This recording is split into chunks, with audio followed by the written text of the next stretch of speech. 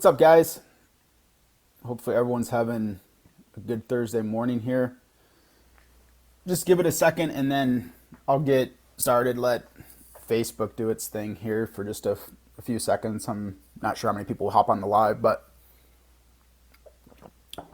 want to give people the opportunity to do so.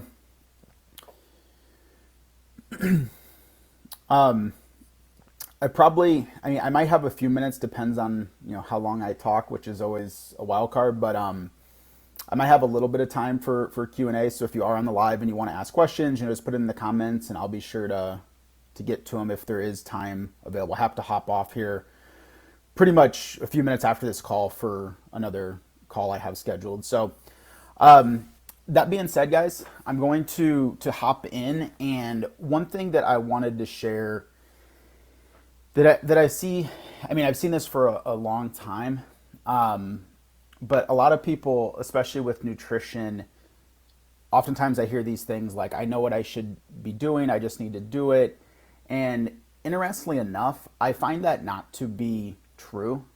There is a very significant knowledge gap in what drives results in weight loss, and specifically here within nutrition. I hear, oh, I eat too many carbs, or I undereat, that's why, I'm 40 pounds overweight, which are just simply not true. So what I wanted to do is do a quick live to add some value for you guys. And again, as always, for you could take, 1 to 2 things that you can implement right away or change your perspective moving forward when it comes to nutrition. And what I'm going to dive into is kind of the 3 phases of proficiency when we bring in a new client, what we look at and how our evolution in working with them, evolves over time as they continue to gain efficiency and results within their, health and fitness. And specifically here, what I'll discuss is nutrition. So 3 things that I'll cover. And the way that I look at this, guys, is a lot of people will make nutrition way too complex from the beginning. They'll try to do way too many things and do something that's, crazy and extreme. And I know I kind of talked about this, last week, but the way that I look at nutrition and how to build proficiency is like in school. You don't start school and you're in 3rd or 4th grade and you jump right into algebra, right? There's a progression. You first have to learn addition and subtraction. And then from there, it's multiplication and division. And then, it's geometry, and then it's algebra and algebra 2 and trigonometry, if you ever got that far, right? There's a progression because they stack on each other. The way that we work with a client is in the same way, depending on where their proficiency is when they come in. But 3 really important things when you're looking to lose weight and reach your health and fitness goals. Number 1, the biggest driver of results, really everything, this is the foundation that everything lays upon, is how much you eat. When I say how much, I'm talking about food volume, I'm talking about calories. That is what drives weight loss, is to consistently, over a long period of time, be in a caloric deficit. What that means is you eat less food and consume less calories than your body burns per day. That's what it means. Okay?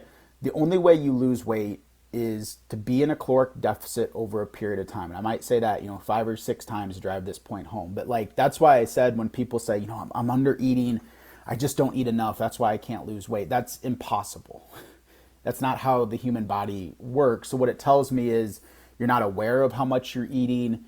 You don't really know what food's made up of. I've had so many clients come in that think they're under eating, and, they don't understand, the nutrient and caloric density of certain foods. I just had this the other night, so it's relevant, but trail mix, you might have a handful of trail mix or eat a small bag of trail mix. You don't realize that there's, 400, 500, 600 calories in a small bag. It's little things like that people aren't aware of. But that's the number 1 thing. If you're starting a weight loss journey and you're looking to lose weight, the number 1 thing you need to focus in on much is your calories and how much you're consuming on a consistent basis. Because if you're in a caloric deficit over the long run, that's how you're going to lose weight. It's not cutting out carbs, it's not cutting out sugar, it's none of those things. Being in a caloric deficit is number 1, how you lose weight over a period of time. So whatever you do, it doesn't matter if you do if you cut out carbs, or try this diet or try that or try to eat 6 small meals a day and boost your metabolism. Like if you're overeating, you're not going to lose weight. So that's the first thing. No matter what you do, you have to make sure you're in a caloric deficit. Okay. Number two is what you're eating. And when I say what you're eating, it's those calories that you're consuming and the foods that you eat. What are they made up of from a macronutrient standpoint? Okay. The three macronutrients are carbs, fats, and proteins.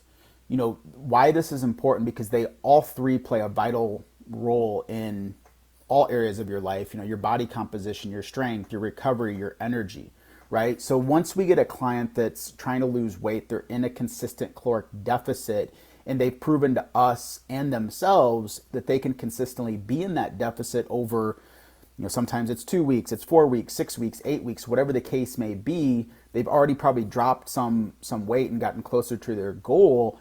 Now we're going to focus in and add another thing. It's like we're going from addition and subtraction to multiplication and division.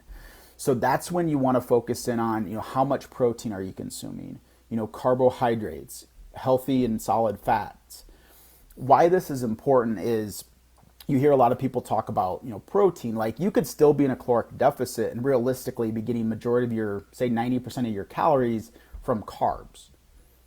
It'd be hard to do that, but like you could, right? And you would still lose weight because you're in a caloric deficit.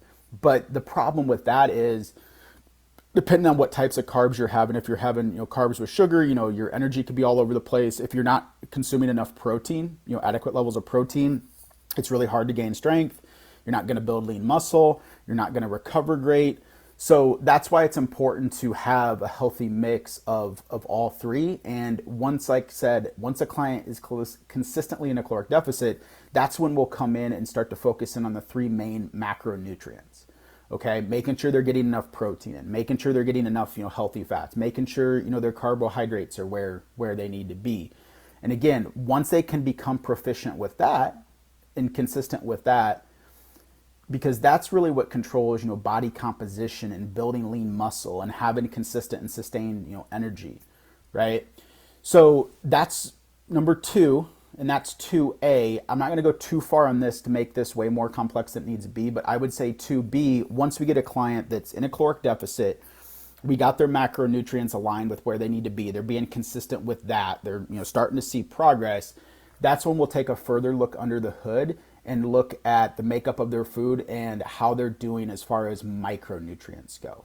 So macro is protein, fats, and carbs. Micronutrients is the essential vitamins like vitamin C and D and zinc and magnesium and calcium.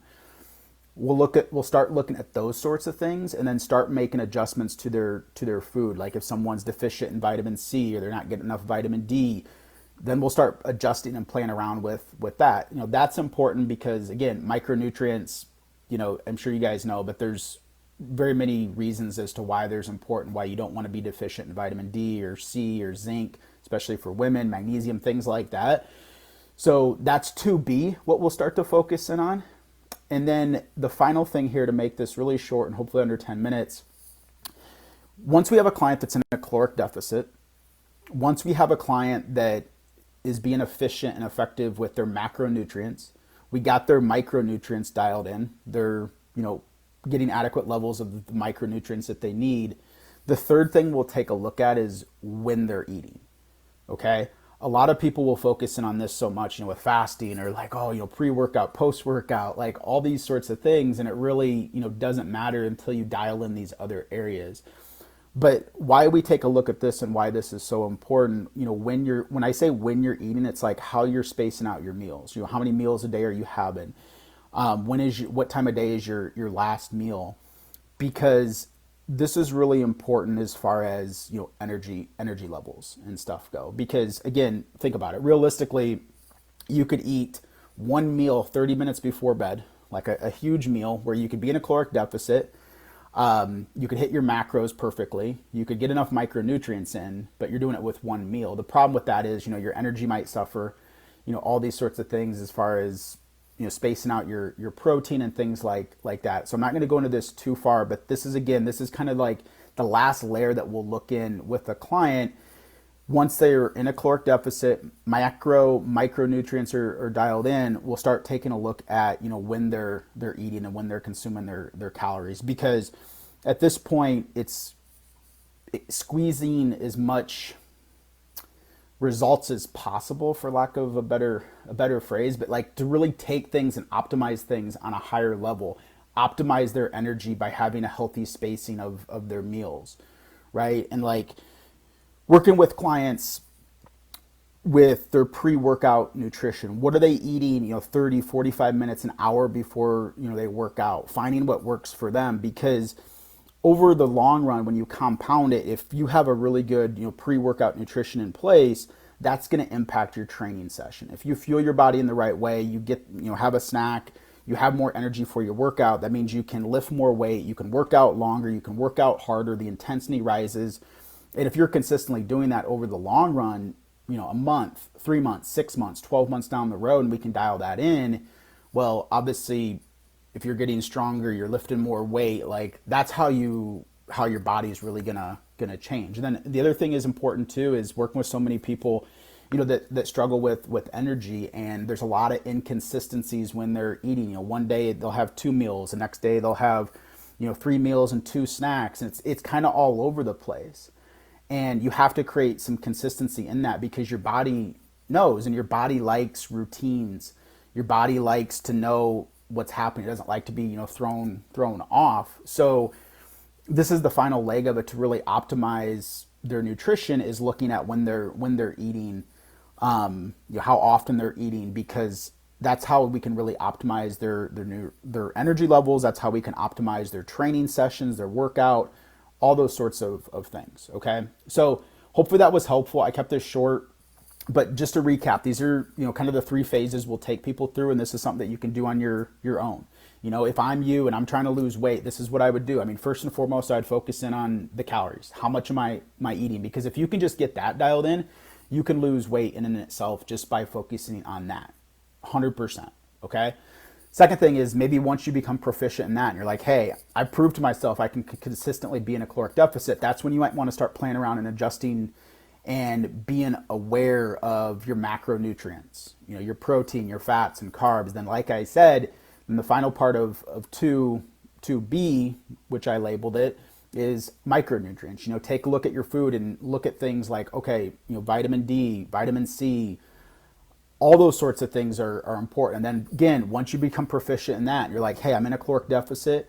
I feel like my macronutrients are where they need to be. I feel like, my micronutrients are where they need to be. That's when you can start playing around and adjusting with your, when you're eating and when you're consuming your calories, and find a schedule and routine that works for you, because that's ultimately going to lead to better workouts. And that's also going to lead to higher energy levels and optimizing your energy. And energy is everything. The more energy that you have, you show up as a better mom, you show up better in your career, you can get more things done, you don't feel tired and sluggish. So those are the 3 phases that will take somebody through. And like I said, this is something that you can do, on your own as well. So with that said, hopefully that was beneficial, and we'll see you guys next week. Have a good rest of your week, and we'll catch you next week.